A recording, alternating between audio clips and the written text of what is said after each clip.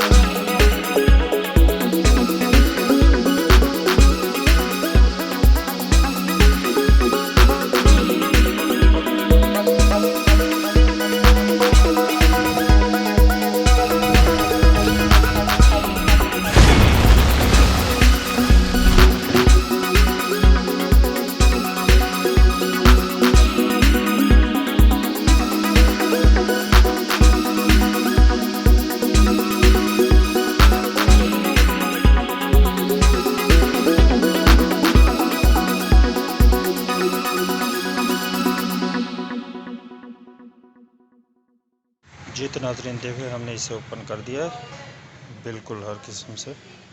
इनमें ये देखें, ये ज़िपर लगे हुए हैं।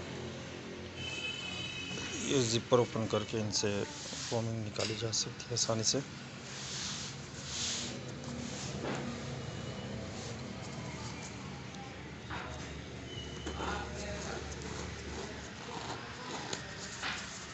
ये देखें, ज़िपर ओपन करने के बाद से ये हम फोमिंग निकालेंगे।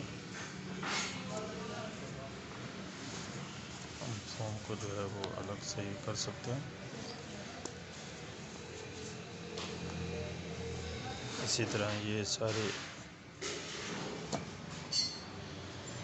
सेम टू सेम हमने इसी के मुताबिक जो है वो कटिंग करनी है और सिलाई करनी है। तो चलते हैं हमारे अगले मरहले की तरफ कि इनको खोल के इनके जो है वो कटिंग करते हैं कपड़ों की, और स्टिचिंग के लिए सिलाई करते हैं।